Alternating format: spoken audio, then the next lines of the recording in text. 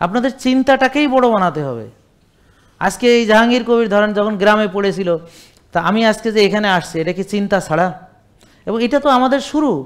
আর সারা পৃথিবীর সবাই আসবে সুস্থ হওয়ার জন্য, এখানে আসতে হবে, আসতে হবে, আসতে বাধ্য। আমাদের কাছে যা আছে ওদের কাছে নাই।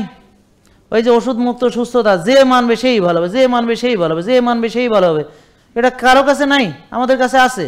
আসতে হবে, আমেরিকা থেকে আসতে হবে, কানাডা থেকে আসতে হবে, অস্ট্রেলিয়া থেকে, সারা পৃথিবীর এখানে আসতে হবে। সময়ের ব্যাপার, আসতে হবে, সবাইকে আসতে হবে। আজকে আমার যারা বিরোধিতা করে ওদেরকেও আসতে হবে, সবাইকে আসতে হবে, এখানে আসতেই হবে, কোনো উপায় নাই, আসতে হবে।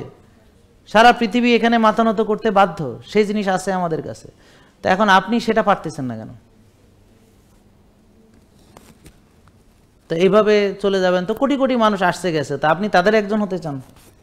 দলে দলে মানুষ জাহান্নামে যাবে, আপনি তাদের একজন হতে চান? দলে দলে রুগী সব, আপনি তাদের একজন হতে চান? তো হয়ে তো গেছেনি। কেন এই ভিড়ের ভিতরে নিজেকে আলাদা করে রাখতে পারেননি? কেন এইসব নষ্টদের ভিড়ে নিজেকে কেন সুন্দর করে রাখতে পারেননি, সাজানো গোছানো? সবাই যা করে তাই করবেন। তাহলে আপনাকে আল্লাহ বিবেক দিছে কি জন্যে? ভালো মন্দ বোঝেন না কেন? কোনটা ভালো কোনটা খারাপ? ধরেন আমি একটা কথা জিজ্ঞেস করি সবাই, এই সবাই বলেন তো, ব্যায়াম কি ভালো? আমরা করি না। রাত জাগা ভালো? আমরা জাগি। বেশি খাওয়া ভালো? আমরা খাই। প্রসেস ফুড ভালো? আমরা খাই। নষ্ট খাবার ভালো? আমরা খাই। টেনশন ভালো? আমরা করি। ওষুধ ভালো? আমরা খাই। রুগী হওয়া ভালো? আমরা হইছি। নিজের যত্ন নেওয়া উচিত? আমরা নেই না। রোদে যাওয়ার দরকার? আমরা যাই না।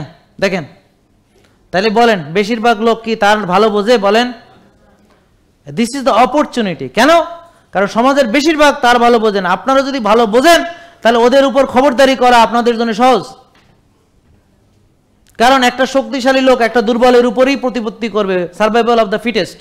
তা আমি যখন তাদের চেয়ে বুদ্ধিতে, শক্তিতে, এনার্জিতে, সব দিকে যখন ভালো থাকবো, আমি তাদেরকে চালাবো। আপনারা চাইলে চালাইতে পারেন, কিন্তু আপনারা চালিত হচ্ছেন। আপনি নেতা হইতে পারেন, আপনি পাতি হয়েছেন মিয়া, 5-6টা পাতি হয়েছেন, আপনি নেতা হইতে পারেন, কিন্তু হননি কেন? হননি কেন? কারণ এত সহজ। যারা সব নষ্ট, তার মধ্যে ভালো থাকা একটা দাম আছে। কারণ সব ভালো থাকলে ভালোর দাম নেই, সব নিয়ম মানলে নিয়মের দাম নেই, সব সুস্থ থাকলে সুস্থতার দাম নেই। নাকি বুঝেন নাই? মনে হয় কথা বুঝেন নাই। বেশিরভাগ লোকেরই থিঙ্কিংস লিমিটেড। সেখানে আপনি ভিন্ন চিন্তা করলে আপনি অনন্য হতে সহজ।